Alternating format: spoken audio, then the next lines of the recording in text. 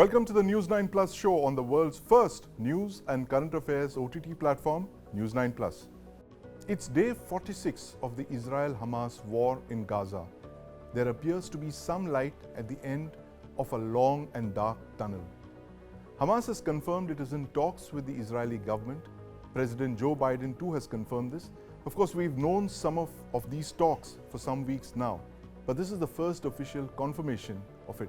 And joining me to discuss these developments are Arjun Hardas, India representative of the American Jewish Committee, and my colleague Aditya Kaul.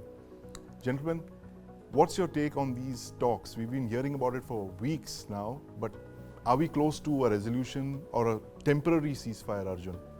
Honestly, what goes on behind the scenes, most of it is speculation. You know that. Yes.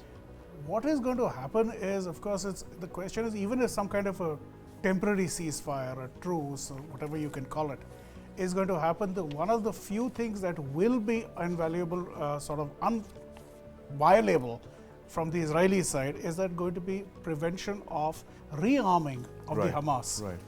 Because terrorist groups would normally use these ceasefires to rearm themselves, take an assessment of where they've had a problem so far. In this case, tunnels access, intelligence failures. They'll try and fill in the gaps, etc., and see where that. So whatever has to be done, that is going to be their first point. The no rearming. How they'll prevent it is a question that the Israelis will know better.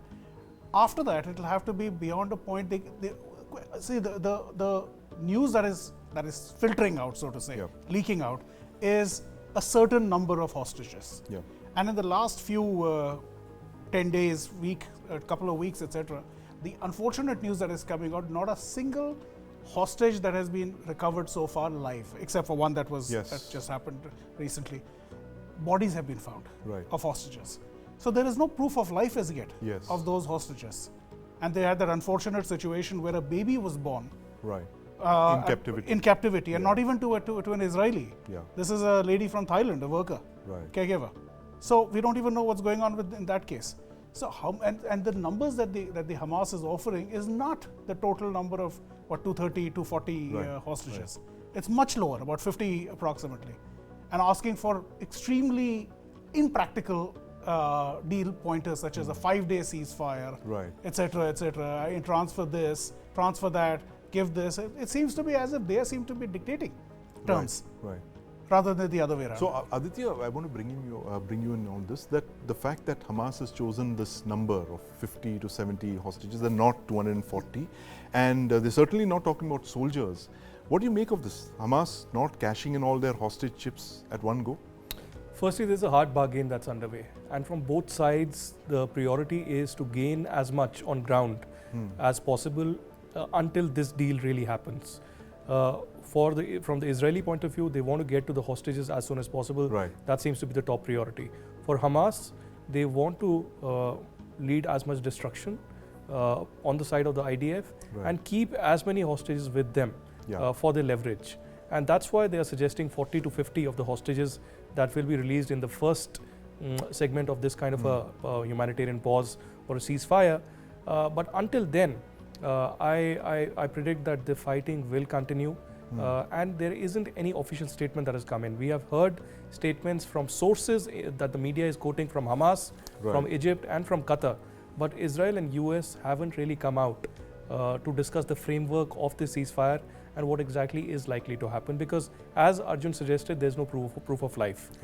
They need to give a proof of life of what about the whereabouts of the 230 to 240 prisoners, and what their state is, how are they doing right now, who's taking care of their medical needs, their food, etc. And there is one thing that we have been discussing, Sandeep, as well over the last 3 days, is that there's a huge possibility that along with the refugees, along with the people who are moving out to the border area, it could be possible that the hostages have been taken there as well, along with the Hamas terrorists who might have merged along with the crowd. Merged with the population, Arjun, we've been talking about this actually, and there was this Seymour Hersh article which specifically mentions that hostages had been disguised as patients and smuggled south. They were, bandaged and carried away. Along with that, there was also a report, I do not remember the exact source, is that Sinwar might be escaping with these hostages, with these the refugees as well. He's trying to get out. So, where the problem is with the good news, let's put it like that, Egypt is not cooperating with the Hamas. That's pretty clear. Right. They have no intention. They haven't of, opened the gates. They haven't opened their gates. They're still border, under control. So, is there going to be a system in place about checking who these people are before they're being let out? Right. Check the identity. It's going to take time because there are thousands, hundreds of thousands of these refugees, and who is getting out? You can't. And Hamas doesn't fight with uniforms. Yes. That is one of the biggest problems. When people are talking about civilians getting killed, well, if Hamas decides to wear a uniform and confront the IDF, it makes the IDF job much easier to fight a known enemy, which happens in warfare generally. So the interesting point here, Arjun, as you raise, is that the fact that when the October 7th attacks unfolded, the Hamas fighters, many of them were in uniforms. They were in uniform, correct, and because they wanted to be seen. Seen and if identified you see the way as, that they were seen. Yes, in this their is how military. in 1968, for example, when the Israeli IDF, in retaliation to a Lebanese-based terror group which had hijacked, and last time ever, 1968, an El Al aircraft, the IDF decided, okay, we're going to have a retaliation, but we will wear our Class A commando uniforms. Let them see us. Let them see who we are. That the Israeli Defense Forces are here. We're not going to go disguised or anything.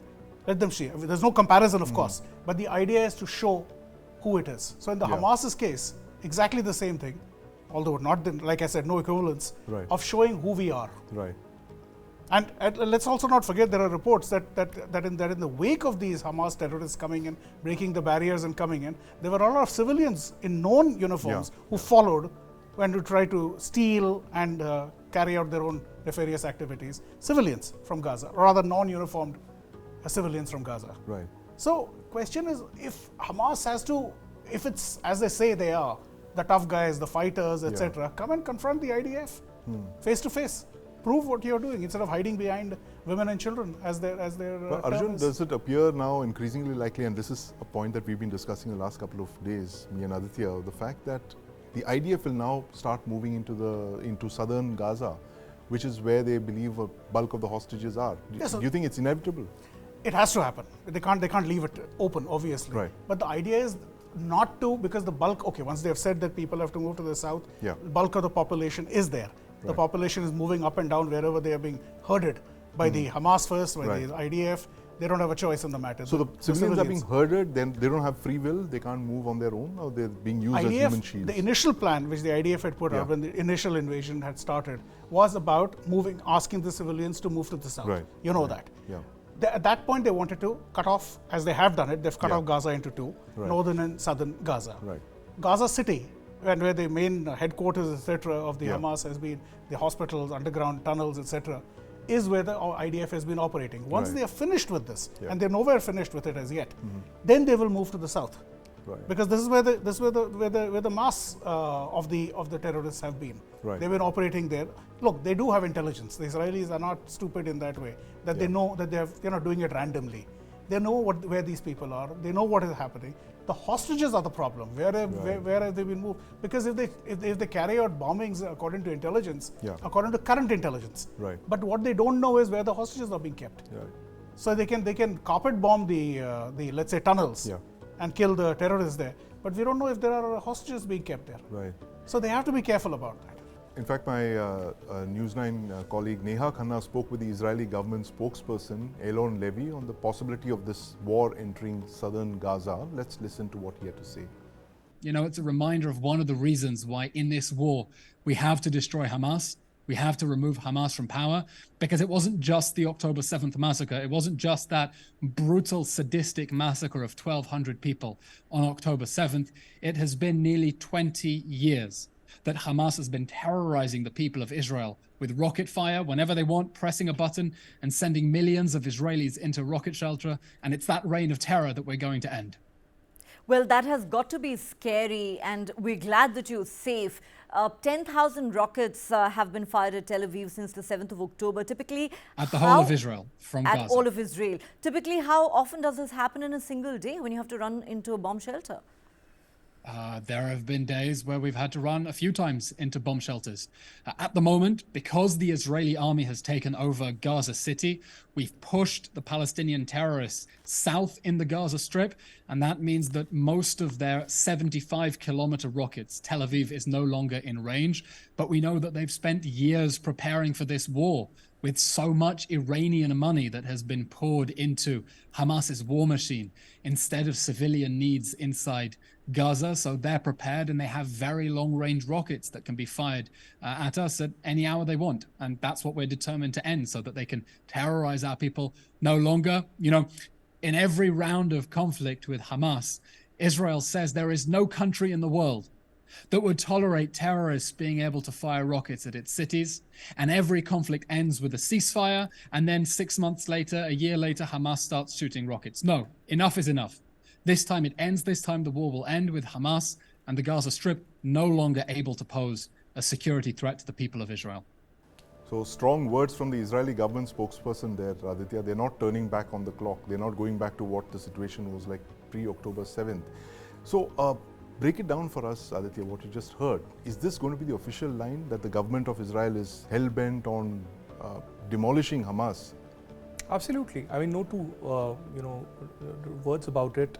The question right now for the Israeli government is to eliminate Hamas completely, to annihilate them completely. And as they said, that even if a ceasefire happens, they do not want a possibility that they can regroup or rearm themselves. Not just militarily, the IDF and the intelligence agencies that are working, but diplomatically as well. Israel is now responding to the comments and the diplomatic actions of different countries. For instance, South Africa, which had actually called back its envoy. Now, Israel has also called back their envoy from South Africa for consultations, and this is in response to the actions that have taken place. Israel has also reached out to India, for instance, to ban Hamas. An official request has gone from the Israeli government asking the Ministry of Home Affairs to in fact ban Hamas under the UAPA. Whether that happens or whether there will be civilian and judicial proceedings that are to happen for that UAPA, only time will tell. But to perhaps appease India to an extent before the 26/11 15th anniversary. You have a news break here, Aditya, on 26/11. Just let us know what it is. They have banned, the Israelis have now banned officially Lashkar-e-Toiba, which was the mastermind of the Mumbai 26/11 attacks. And this is a big development coming just days before the 15th anniversary of 26/11 attacks. How the Indian government responds to it, we'll have to wait. So far, we haven't heard from the MEA or the PMO. But the statement that we've received from the Israeli embassy in New Delhi clearly says that without a request from New Delhi, unilaterally Israel has done this, and Israel believes that they have to condemn terror and stand with India against terrorism. And Lashkar-e-Toiba, as we all know, is centered in Pakistan. Its chief, Hafiz Saeed, has been responsible for a lot of terror attacks that have taken place on Indian soil, particularly in the Indian Union Territory of Jammu and Kashmir. But this is at a time when Israel wants global support against terrorism, and particularly against Hamas and Hezbollah. So Arjun, this is quid pro quo for an Indian banning of the Hamas or declaring Hamas a global terrorist organization?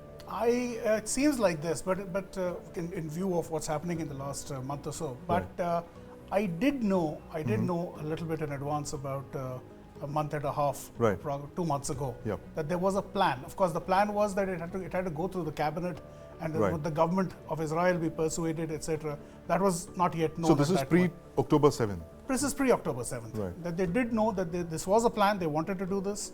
Because remember, the Lashkar-e-Toiba, while of course, as Aditya quite rightly said, has been targeting Indian targets mostly, but 26/11 also involved Jewish and Israelis victims.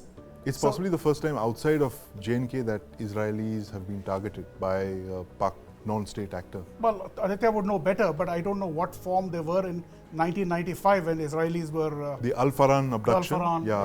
So that's where they were also abducted at that point.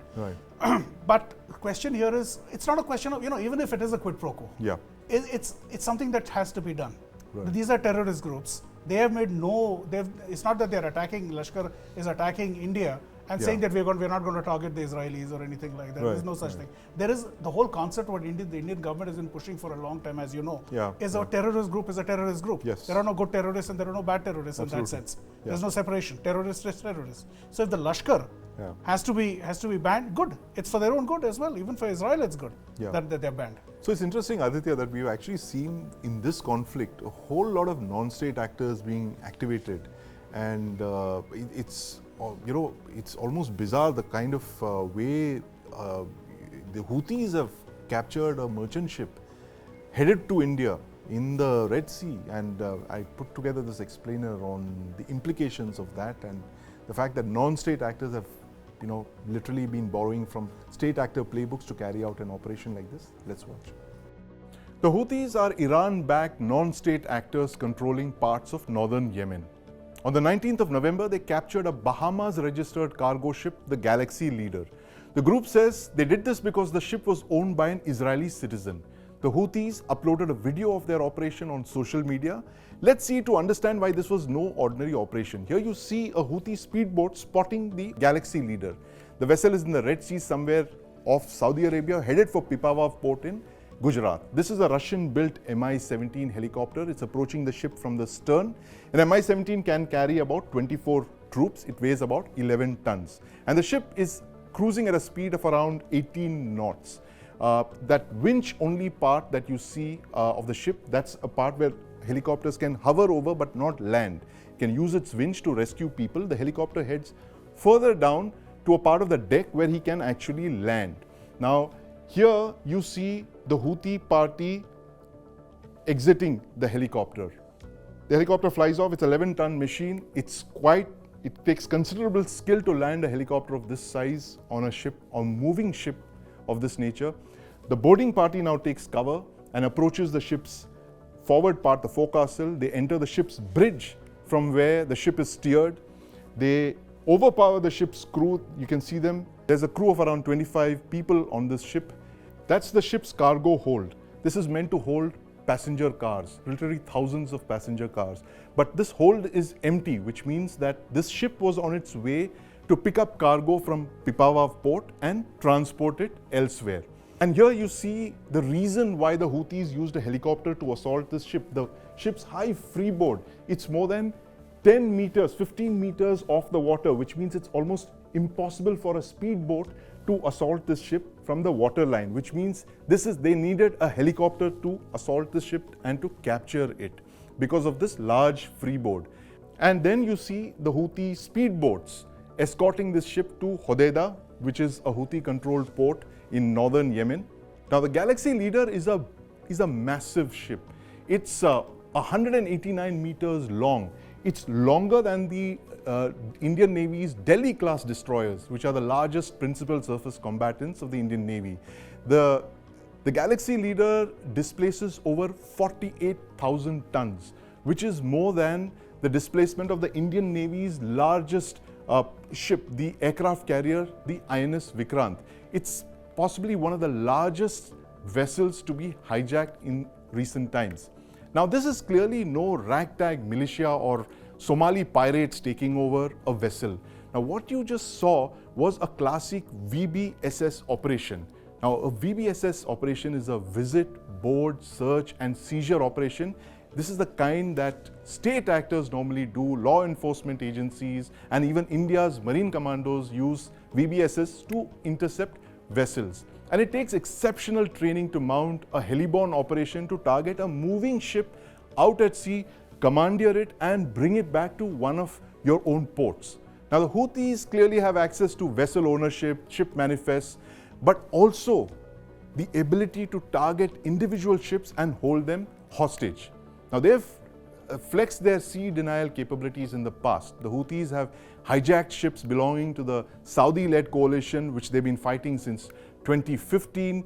They have hijacked ships in the Red Sea. They've attacked them using drones, anti-ship missiles, RPGs.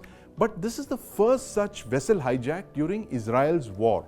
And it's clearly part of Iran's strategy to activate its non-state actors, or what it calls its axis of resistance against the Israel and the United States. But the larger, more worrying message of this operation is the fact that non-state actor can easily hijack vessels from one of the world's most critical waterways. Over 17,000 vessels pass through the Bab el-Mandab Straits each year. Now, the straits are just 20 kilometers wide. It's a maritime choke point. This has implications for India too. Now, a majority of India's overseas trade with Europe heads through these straits, through the Red Sea and the Suez Canal and on towards Europe. Now, the India-Middle East Economic Corridor was meant to shorten this distance via the Red Sea to Europe. The IMEC has been put on hold by Israel's war. And now this Houthi hijack has endangered the traditional route as well. So Arjun, has Iran completely exposed all its cards now? All its non-state actors are active and Israel and the US are fighting a 360-degree war. Well, what is pretty clear is that Israel and the United States are pretty distracted. Rather, the United States is pretty distracted with the war in Ukraine, with what's going on in Israel, China, which they've just had an agreement with. If you can bring in fiction into this, if you read Tom Clancy books, this is pretty much a playbook from there, where you've got one large country which sends out its proxies to fight for it. And you know what I'm referring to. And here it seems to be repeating this kind of thing. One thing I'll bring in is the choke points of this region, which of course you're familiar with, the Bab el-Mandeb Straits, which you will talk about, and the Straits of Hormuz are the critical choke points. And this is where Iranian proxies are operating. And if you take, when you mentioned the non-state actor, here you got an oddity where you got the third category, which is a non-state actor which has got a state. Which has a state, more or less, which is what Houthis. And their in fact, let's look at this map. You're just talking about it, Arjun. You have the Arabian Peninsula there. You have the Bab el-Mandeb there, which is one of the most important choke points west of the Malacca Straits. And you have the Persian Gulf there, of course, where more than 80% of the world's oil flows. So you have Iran sitting there at the mouth of the Persian Gulf.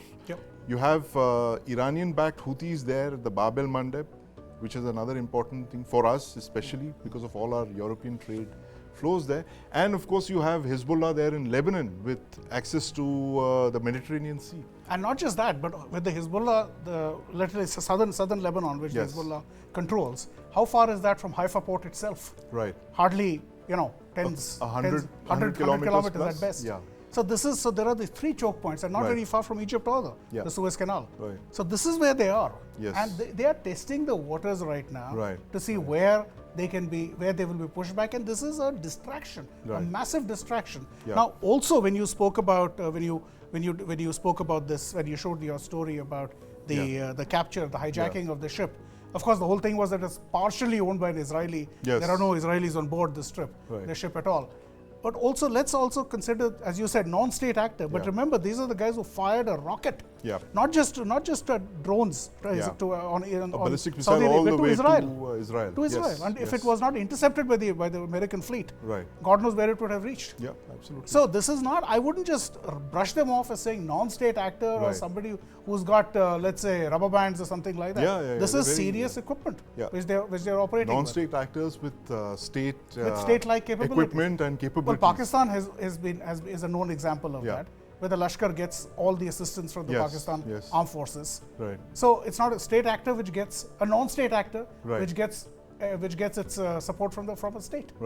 Aditya, you believe that non-state actors in Pakistan could borrow from this playbook and start demanding these kind of capabilities? We've already seen a drone attack in Jammu, the airbase, traced down to the Lashkar-e-Taiba. Increasingly, we've seen strategy of these terror groups changing. In fact, both the ISI and these terror groups taking away things from the playbook of these rebels or Houthis, Hezbollah and others. As you rightly pointed out, one of the drone attacks, in fact twice, at the Jammu airport led to a frenzy. And there was the NIA, there was in fact a lot of intelligence agencies that had gone down, because it was later discovered that perhaps there were some areas where the drone was operated from beyond the border in Pakistan, and in other areas there were anti-state elements and terrorists collaborators on our side. So we'll have to obviously be cautious of such trends, really picking up. Not just that, even the October 7 attack, for instance, the level of such attack, in fact, there are several radicalized youth, not just in Kashmir but in Pakistan as well, who could be used for a large-scale attack. Whether or not it will be successful, of course, our counter-terror grid on the LOC is pretty strong.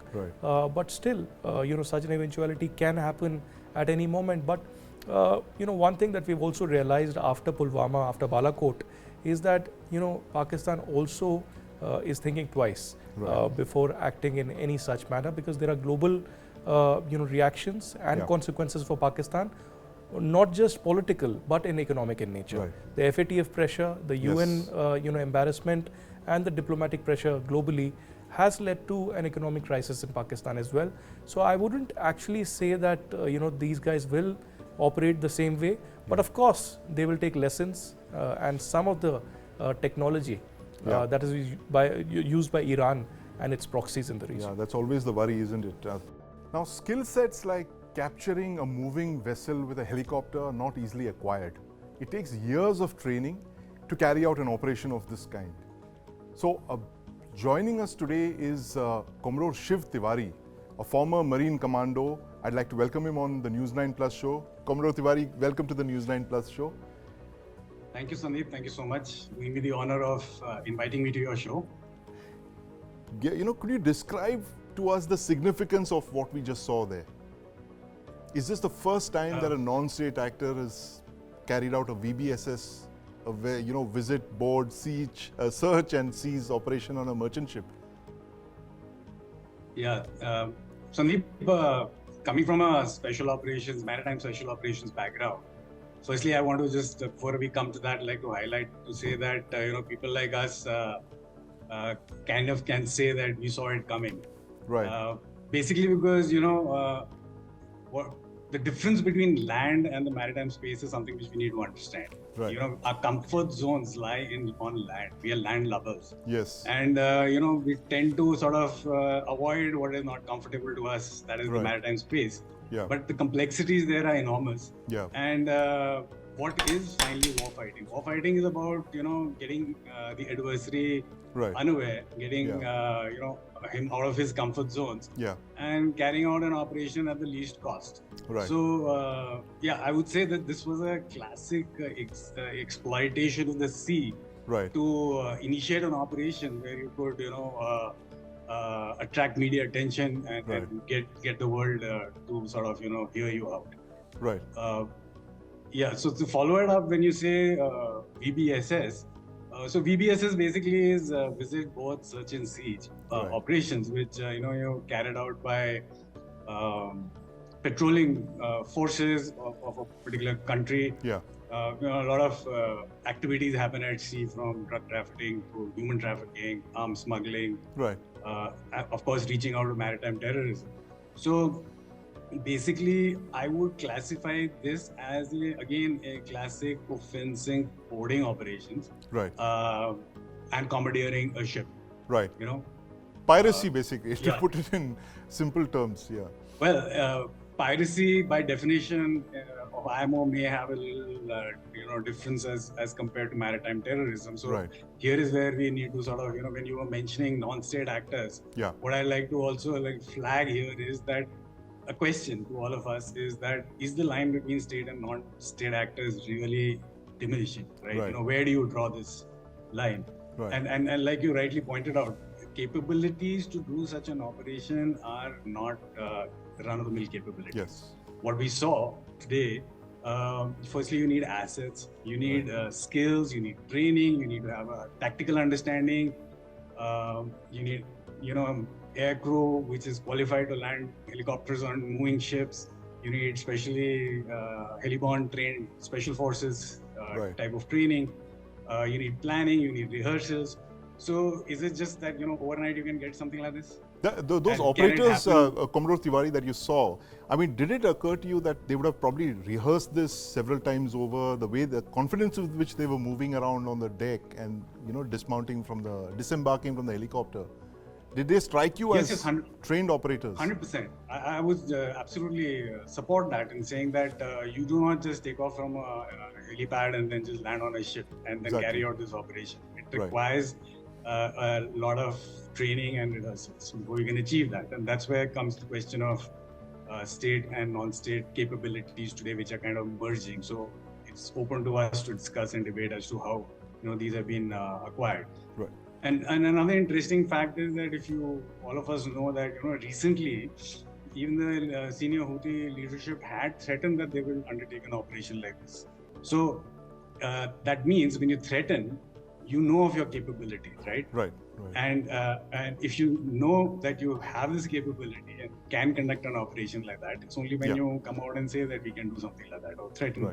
Right. So, that's why I say that we should have, in my opening, that we should have seen it coming.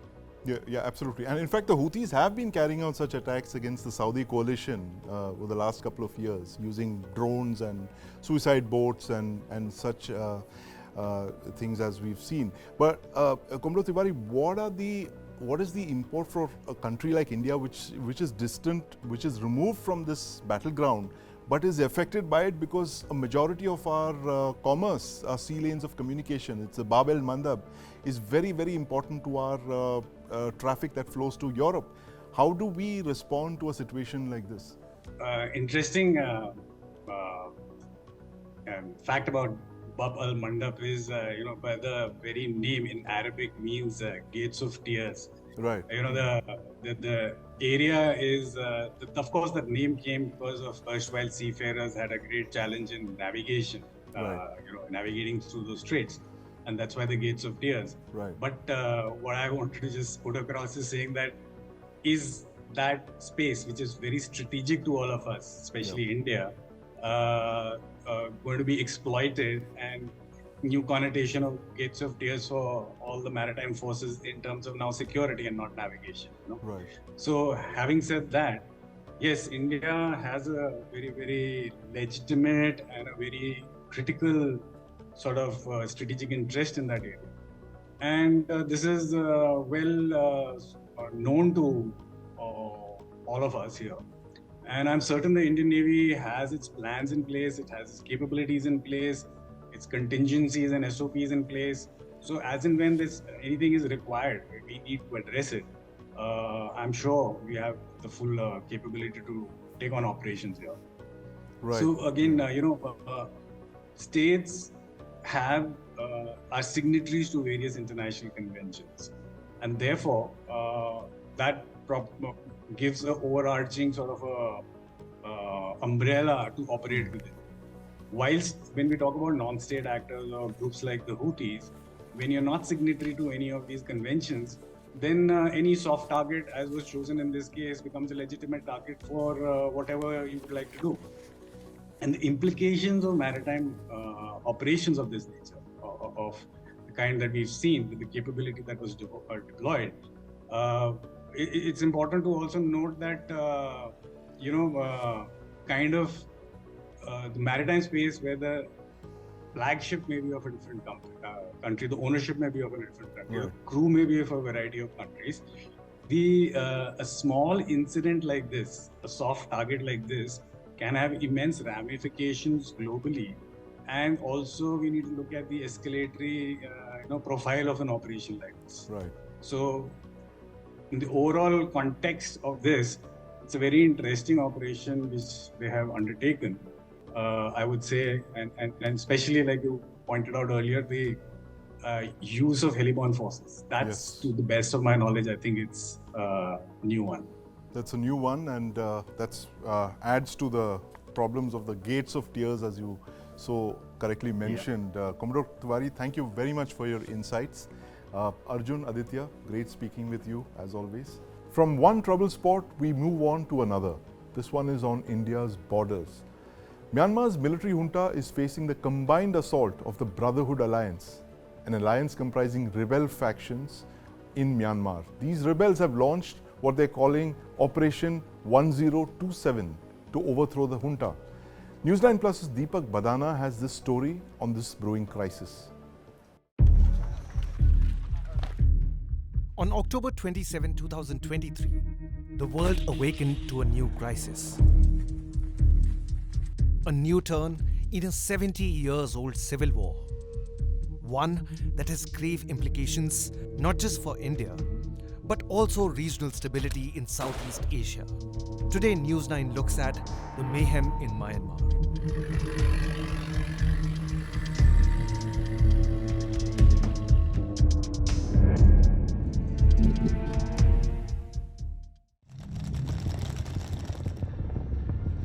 For decades, Tatmadaw, Myanmar's military junta, held the nation in a tight vice-like grip, but not anymore. Myanmar is undergoing a seismic shift as a coalition of ethnic rebel groups known as the Three Brotherhood Alliance launched Operation 1027, a series of coordinated offensives challenging the military junta's rule. This alliance, consisting of the Myanmar National Democratic Alliance Army, the Tang National Liberation Army, and the Arakan Army, seeks to overthrow the military regime. Over the course of the last month, the rebels overran large parts of the country, seizing towns and military outposts. According to analysts, rebels now control over 50% of Myanmar, and the military installed President Mint Swe, warning that Myanmar is in danger of breaking apart. The conflict that now rages in Myanmar has its origin in one moment. On the morning of 1 February 2021, Myanmar's democratically elected ruling party, the National League for Democracy, was deposed in a coup. But the junta was not entirely successful. Resistance to the Tatmadaw survived in the form of a national unity government, the People's Defense Forces, and a number of ethnic rebel groups. Now it appears that the opposition forces have united. Geopolitical dynamics, ethnic tensions, and historical grievances are all playing a role in the present conflict. But how did the rebels gain the upper hand? There is a new precision and coordination in their offensives. Reports abound about the use of drones, along with new weapons and supplies by the rebels. Analysts point to China's involvement in the crisis. On the one hand, China has been an important backer for Tatmadaw. At the same time, Chinese weapons now arm the rebels. It's the influx of thousands of Myanmarese refugees, including government soldiers, we should be worried about. From tense borders, we look at the boundaryless internet. The honey trap is among the oldest tricks in the espionage handbook. Social media has made it far easier for spies to lure government officials and extract secrets from them. We'll leave you with this documentary on Pakistan's honey trap machine that entraps gullible Indian officials and why we must worry. Thank you for watching.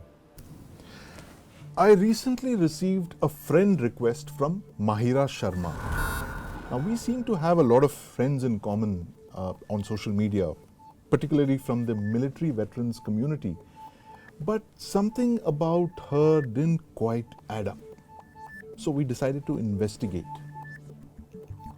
Now, honey traps as an espionage tool are nothing new. They've been around for centuries. But Pakistan's ISI, their spy agency, has been perfecting honey traps in the virtual space.